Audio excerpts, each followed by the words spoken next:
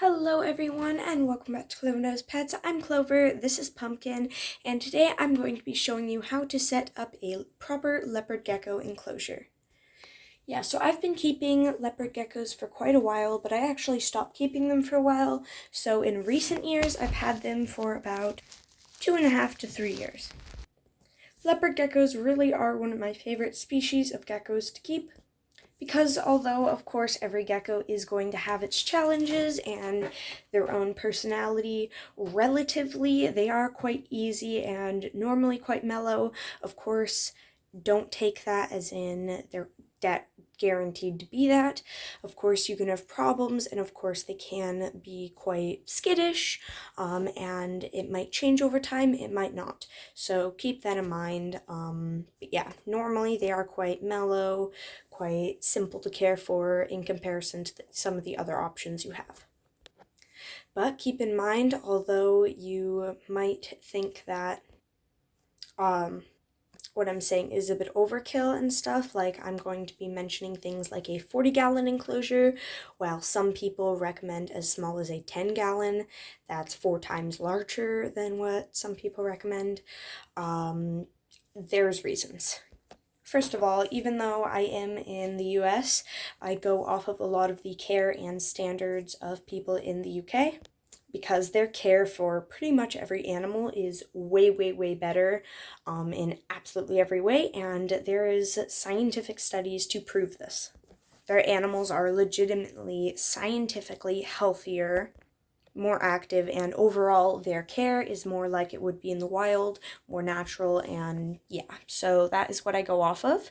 And the reason you can't keep them in something smaller and can't do some of the things that others recommend, not saying that they're particularly wrong, in some cases they are, in some cases it's just a different way of doing things. There are reasons that I do it the way I do. I've been keeping them for a while. I've done extensive research on this species and other similar species, and I am doing my best to both replicate the wild and let them not only survive, live, or be able to stay in or fit in an enclosure, but actually thrive in it and be happy. So yeah, keep that in mind when I mention things. Of course, I'm not saying that this is the only way to do it. There are plenty of other good ways to do this. This is just my way, so yeah. Now that the crazy long description's over, let's get to the actual care. Alright, so this was an example of one of my gecko's enclosures. This is a more advanced way of keeping them this sort of setup, so I'm not going to show you this. But you can see her size in comparison to the enclosure. He's got plenty to roam, and so does my other in here. Not sure where he is, but yeah.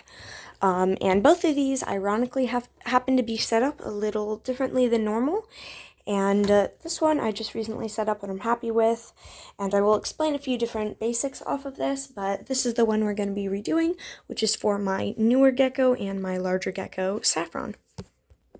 I said and as if I have two. Don't worry, I do not have two geckos. If you do not know, you do not ever, under any circumstances, want to keep two leopard geckos together, or actually most species of geckos. They will fight to the death. It doesn't matter if they're both female, if it's a female and a male, if it's both males, if you have a combination of like 3 or 4, if you have a large enclosure, if you have a small enclosure, if you have lots of hides, if you have no hides, it doesn't matter. This is not okay under any circumstances. The only time it is if you're breeding your geckos, in which you probably wouldn't be watching this because you need to know a lot about not only the species and their care, but also the gecko's specific genetics in order to be a good breeder, so yeah. And yes, there is consequences if you do not know this stuff. Geckos will be sick, injured, or have deformities or neurological issues. Just, yeah, don't do that. Anyways, let's get started. Alright, so first thing you're going to notice in here is I have EcoEarth as a substrate, and I actually do not recommend this. I actually recently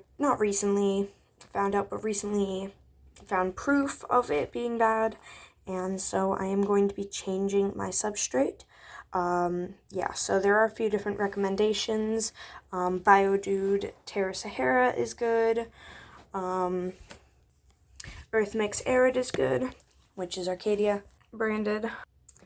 Or for a more simple option, you can do organic topsoil mixed with natural play sand. And you want to do 5 parts organic topsoil, 1 part natural play sand. So parts as in like, say you're doing 1 cup of the natural play sand, you do 5 cups of the organic topsoil. So yeah. Anyways, back to what I was saying. For a enclosure, you're going to want at least a minimum of 20 gallons, but I definitely recommend a 40 gallon as the minimum. Yeah, so like bare minimum, the smallest you could possibly ever go would be a 20 gallon. But a good minimum to start with is a 40 gallon, which is what this is. That is 36 inches long, 18 inches deep, and 17 inches tall. Yeah. That is the outer dimensions, by the way. Along with this, you're going to want both foliage and hides. Obviously, they need somewhere to hide, so let me talk about that. So, of course, you're going to want somewhere hot for your gecko, or at least warm, because they are cold-blooded, obviously. So, yeah, that can be provided a few different ways. You could do a UVB light, which is what I have up here. Also, that is not part of the heat, but just, yeah. But along with that, you can also do a sort of heat lamp, but you do not want a regular heat lamp. And if I'm making no sense right now, that's fine.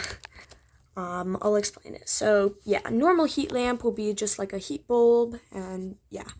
What you're going to want is either a ceramic heat emitter or a deep heat projector. But for beginners, I'd recommend something like a heat pad connected to a thermostat to make sure that your gecko does not overheat and your house doesn't catch on fire. Here's what a heat pad looks like. Yeah, it's a heat pad. Exactly what it sounds like. And yeah, sit it under and it can warm your gecko up. Of course, for that, you don't want to have deep substrate like this, where the heat pad is, and although it might look like it, I actually don't here. So yeah, I have a wall here, and then down there it's much skinnier. That way, he can actually get heat. In a leopard gecko enclosure, you also want to make sure that you have at least 3 hides that have little to no light showing on the inside when they are closed. So you can see it just barely shines in and then it gets really dark. Yeah. So this is my number 1 hide, this is 2, and this is 3. So after you have a hot hide, another thing you're going to need is a cold hide so that they can escape the heat if it's not comfortable for them at the time. I've got multiple cold hides here. I've got one here, and I've got one here. See, the reason that I couldn't just have this one is because it does actually show quite a bit of light. It's weird, the camera's not really showing it. Yeah, but it is quite bright in there, especially with such large holes. And I don't want her to feel exposed.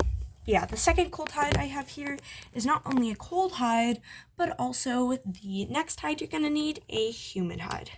A humid hide is good all of the time, but especially if your gecko is shedding. It doesn't matter if the gecko is an arid gecko or a tropical gecko. It doesn't matter at all. Leopard geckos are arid and they don't normally like high humidity, but you do want to have a place with high humidity for times like shedding. That can soften their shedding skin and help them shed so that they don't get stuck shed and such. Along with, it's good to have, yeah. So I fill mine with soaked New Zealand sphagnum moss, but you could do a few different things.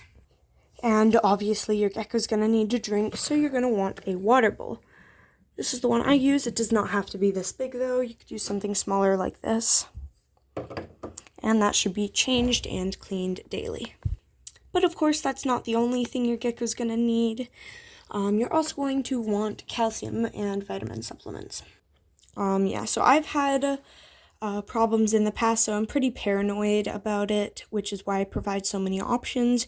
You really only need calcium without D3 and a vitamin mixture, or if you're providing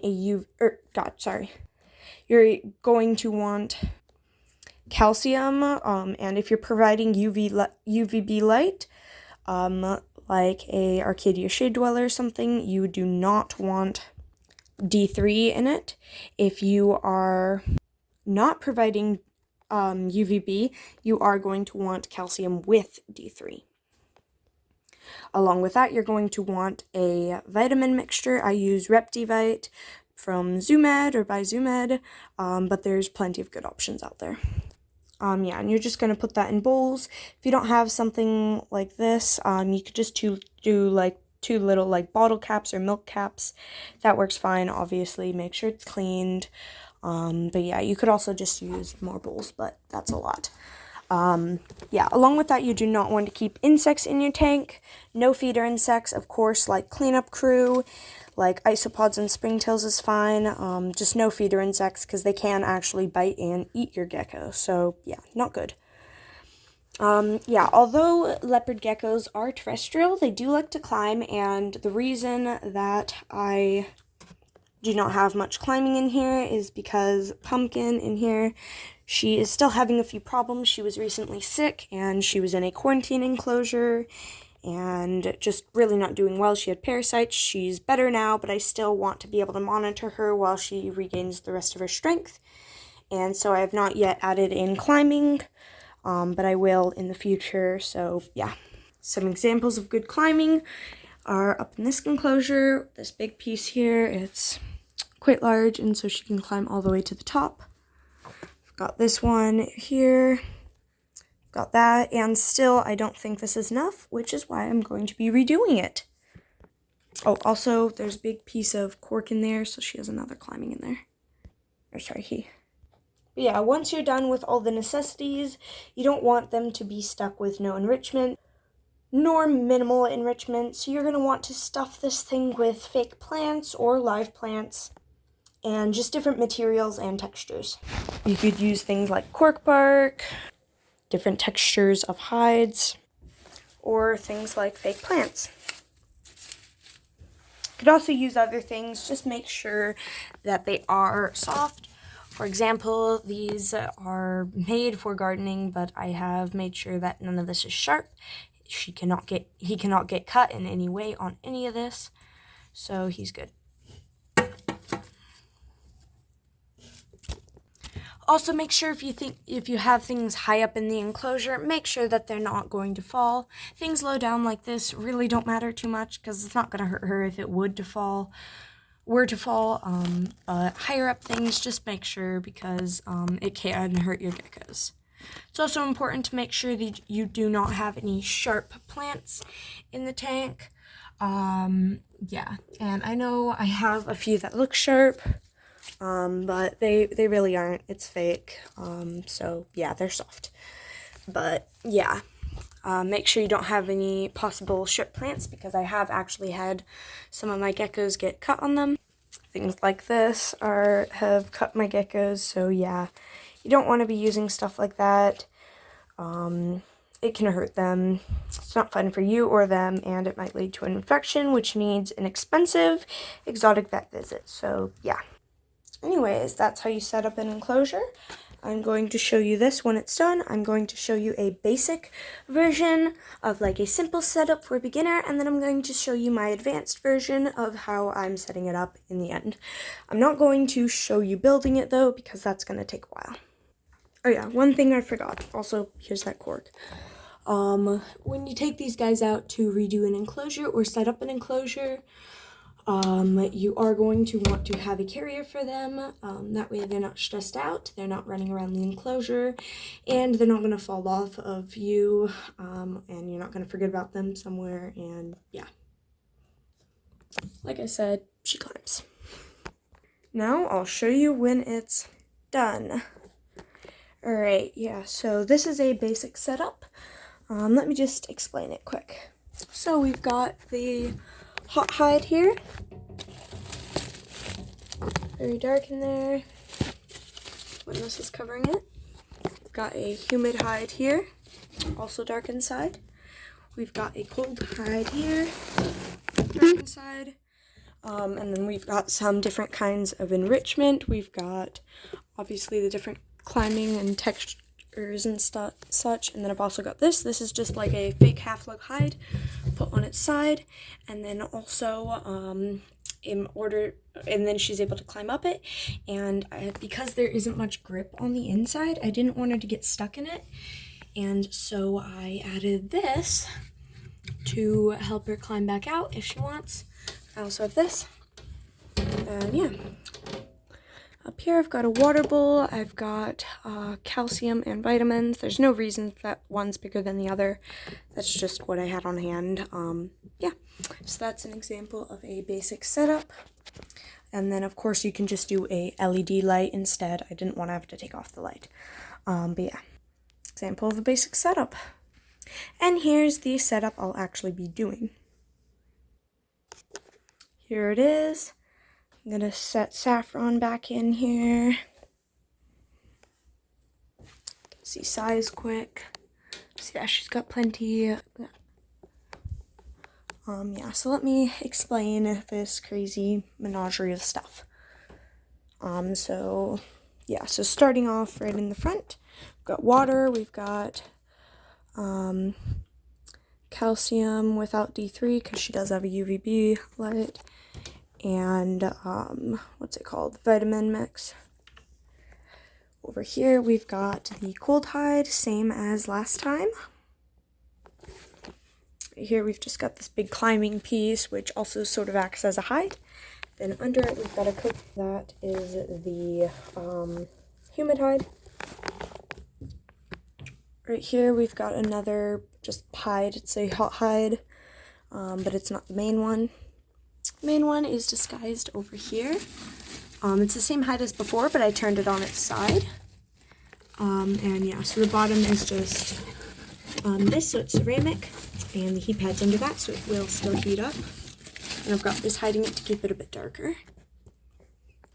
Yeah, and then I've got plenty of foliage and climbing all around here for her to climb. And this is actually a tube, so she can climb through this too. Yeah, so she's got plenty to climb on. I know she loves to climb. And yeah. And don't forget, it is mandatory that you have a dermatology sticker. That is absolutely mandatory. Yeah, your gecko's gonna die without one of these. Anyways, thanks for watching, and I'll see you next time.